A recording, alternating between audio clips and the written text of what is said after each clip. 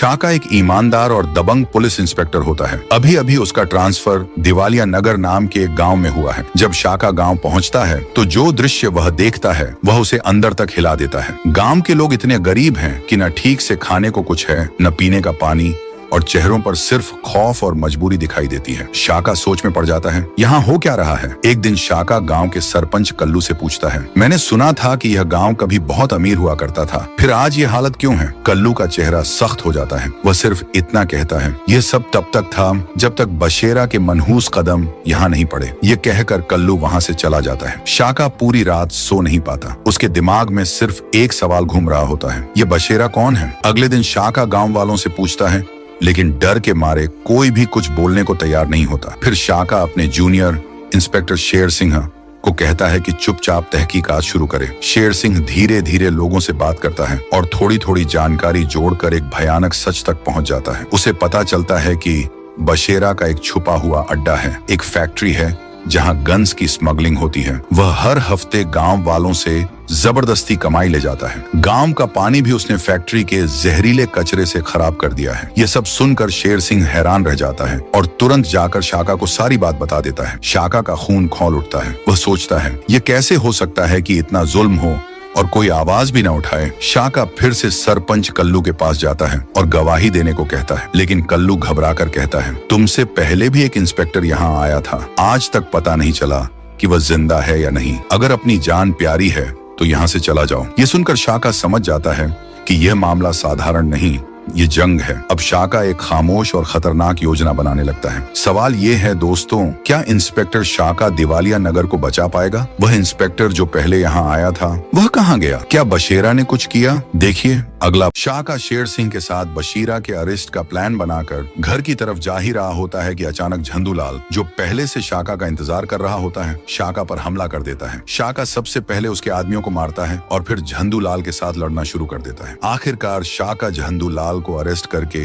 Jail में डाल देता है, जहां शेर सिंह झंडूलाल को खूब मारता है और बशीरा के प्लान के बारे में पूछता है। तब उसे पता चलता है कि बशीरा ने ही शाका को खत्म करने के लिए झंडूलाल को भेजा था। दूसरी तरफ जब बशीरा को झंडूलाल के अरेस्ट होने की बात पता चलती है तो वह कहता है, दम तो है इस शाका में, अब मजा आएगा, और अपने आदमी से कहता है कि शाका के बारे में सब कुछ पता करो, उसकी कमजोरी क्या है, जल्दी से जल्दी। इधर शाका झंडूलाल से बशीरा के अड्डे का पता पूछने के बाद हर अड्डे पर छापा मारना शुरू कर देता है और बशीरा जो गन्स की कंसाइनमेंट जग्गू दादा को भेजने वाला होता है वो जब्त कर लेता है। इस वजह से बशीरा बहुत गुस्से में आ जाता है और सबको हुक्म देता है कि मुझे नहीं पता तुम क्या करोगे, लेकिन मुझे मेरा माल वापस चाहिए। सबके जाने के बाद पिचकारी बशीरा से कहता है कि कालिया कोई और नहीं बल्कि शाका का भाई है। यह सुनकर बशीरा फौरन शाका को फोन करता है और भाई के बदले अपना माल वापस मांगता है, जिस पर शाका हाँ कर देता है। फिर बशीरा उसे जंगल में आने को कहता है। इस सब के बाद शाका अपने भाई के जिंदा होने की बात सुनकर बहुत खुश हो जाता है और शेर सिंह को सारी बात बता देता है। इस पर शेर सिंह कहता है कि हो सकता है बशीरा के इसमें कोई चाल हो, हमें होशियार रहना होगा। इस तरह एक तरफ बशीरा शाका को मारने का प्लान बनाता है, जबकि दूसरी तरफ शाका और शेर सिंह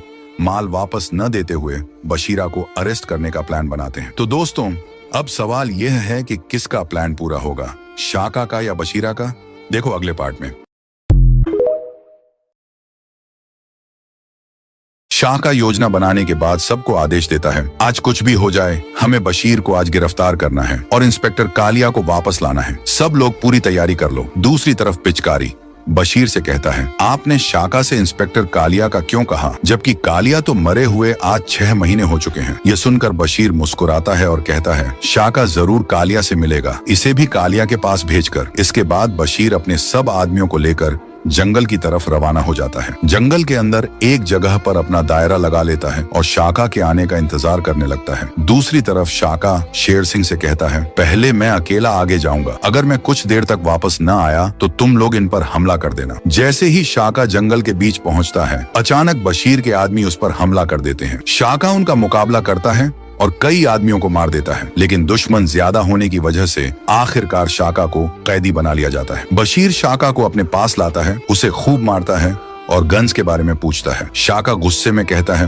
मेरा भाई कहाँ है। बशीर हंसकर जवाब देता है, थोड़ी देर रुक जा, तुझे भी तेरा भाई के पास भेज दूंगा, बस मुझे मेरी गन्स मिलने दे। ये सुनकर शाका और भी गुस्से में आ जाता है और कहता है, तूने मेरा भाई मार दिया है, मैं तुझे नहीं छोड़ूंगा। अभी यह सब हो ही रहा होता है कि दूसरी तरफ शेर सिंह शाका के वापस न आने पर सबको हमले का आदेश दे देता है। फिर एक खतरनाक जंग शुरू हो जाती है। हर तरफ फायरिंग, हाथापाई और चीख पुकार होती है। बशीर भी खुद लड़ना शुरू कर देता है। मौका मिलते ही शेर सिंह शाका को बचा लेता है। अब शाका पूरी ताकत के साथ बशीर के आदमियों को मारना शुरू कर देता है।